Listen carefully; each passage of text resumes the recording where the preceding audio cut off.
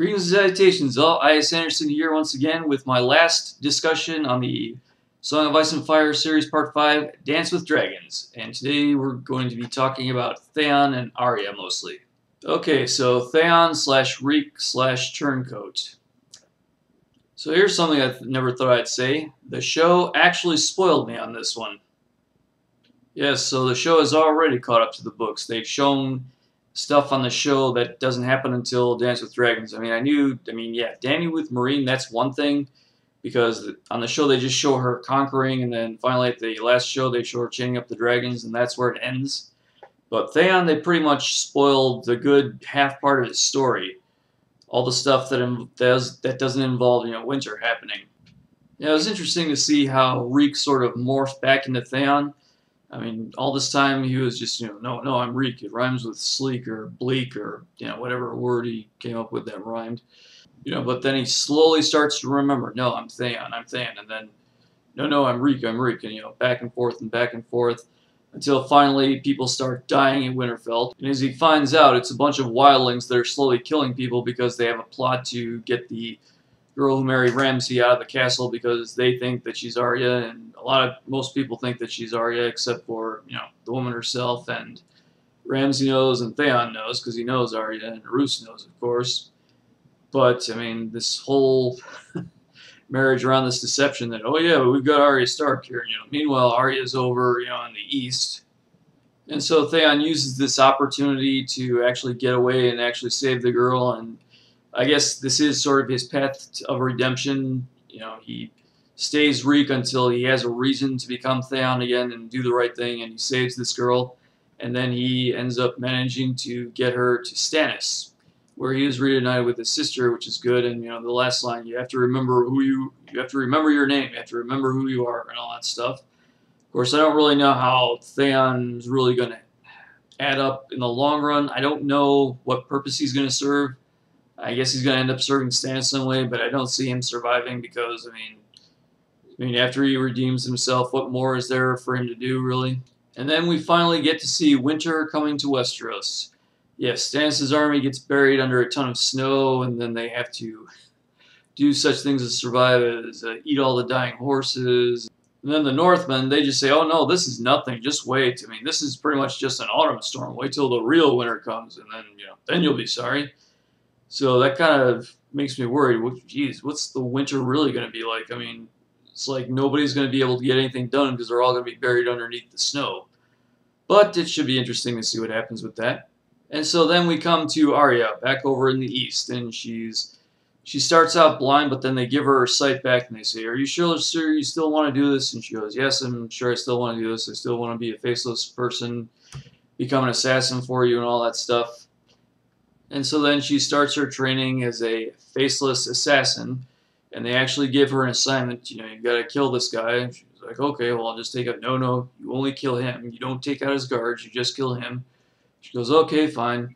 Now here's the part that kind of confuses me a little. They have this other face. They don't teach her how to use magic to change what she looks like. They're actually going to sew somebody else's face onto her face, which is kind of gross. Now, I was a little bit confused because I don't know if they actually cut her own face off first or if they just, they did something to her face. They cut her a little bit. I don't know if they completely took off her skin.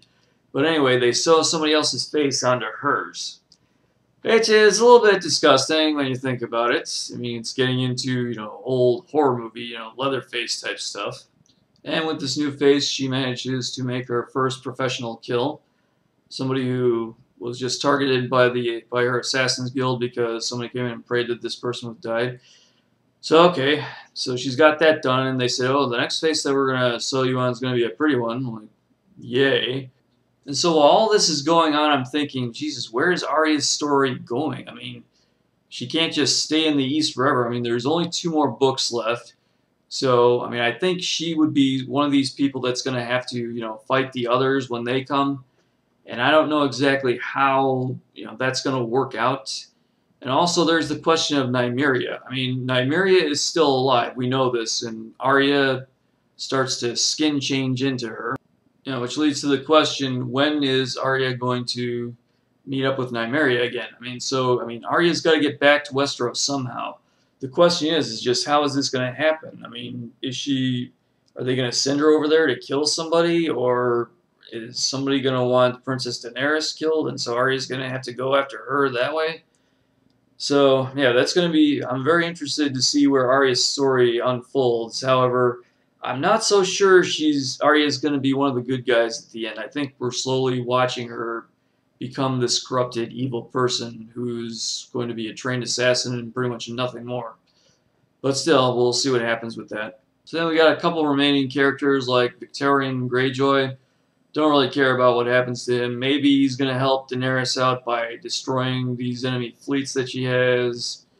That'd be nice, but I don't really see what part he's going to have against the Great Other. I think he's going to die before that even becomes an issue.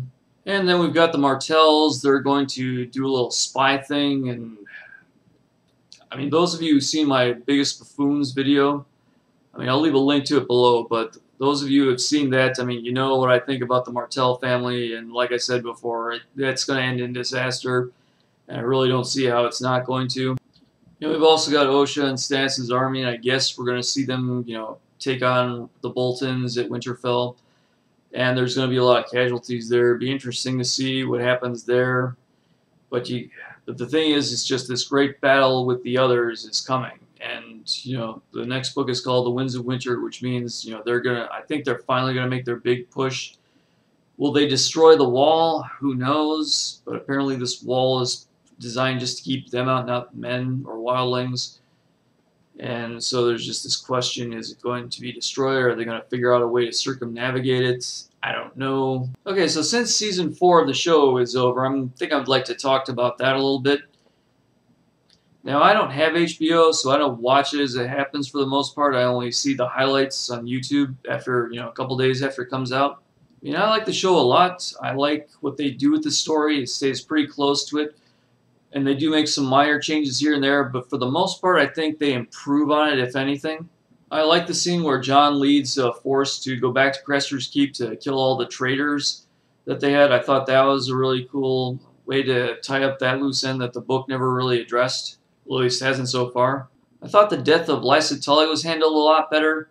I mean, the books, Peter Baelish, he convinces them all that this singer actually did it, who was in the room with him. He just blamed him, which I really don't see how that could have possibly worked if someone had actually tried that, because, why would this singer, end up dead or at best at the wall just to please him? No, he would have been like, no, he did it.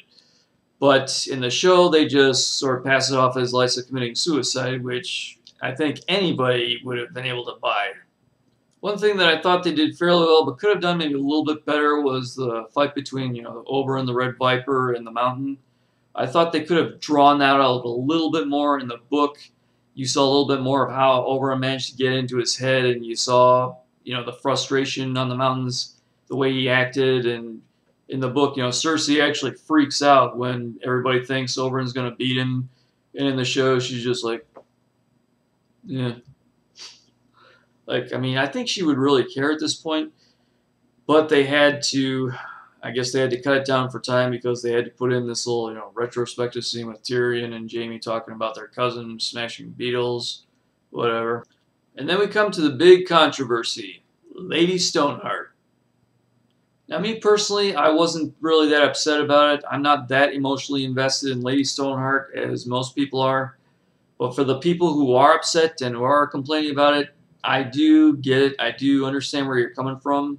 And I do understand why you're not particularly happy about it. And I agree that definitely would have been a really good way to end the season. That would have been such a cliffhanger. It would have had a lot of people talking about it. The book readers and the non-book readers, they would have been in complete shock and awe and just said, oh my God, what's going on? And, that would have left them drooling for the next season. And I guess the directors have said, don't count on her being there because there's this thing about they don't want to bring the actress, because apparently the actress who played her, I can't remember her name right now, but apparently she's very expensive. So they don't want to bring her back just to do like 1 or 2 scenes, whatever. I don't know, but even with that, it seems to me like they could get another actress that looks very similar to her to play Lady Stoneheart. I mean, you gotta figure she's gonna be completely covered up with makeup anyway. So I mean, how much does she really have to look like Catelyn Stark? No, but I probably won't get to actually watch the season entirely until the next one's about to come out, and then they finally release the season on DVD or Blu-ray, or in my case, probably just download it onto my Kindle. So as I stated at the beginning, this is going to be my last discussion about this particular book. Probably won't get into Song of Ice and Fire again until either the show or the next book comes out, and the show will be next year, and the book, who knows. My very next video will probably be a WMA Wife Mistress accident based on Game of Thrones, but that'll be the last for a while. But if there's anything else you'd like me to touch on this series, feel free to leave it in the comments below. Ask me any questions about it if you want to. Okay, and as always, my pertinent contact information is in the abyss. So if you want to use that to contact me to ask me any questions or make suggestions for videos, that's fine too. And as always, please comment, rate, subscribe. You know the drill. And until next time, this is Isaiah Sanderson telling everybody, make your lives great and have a good day. Thank you very much.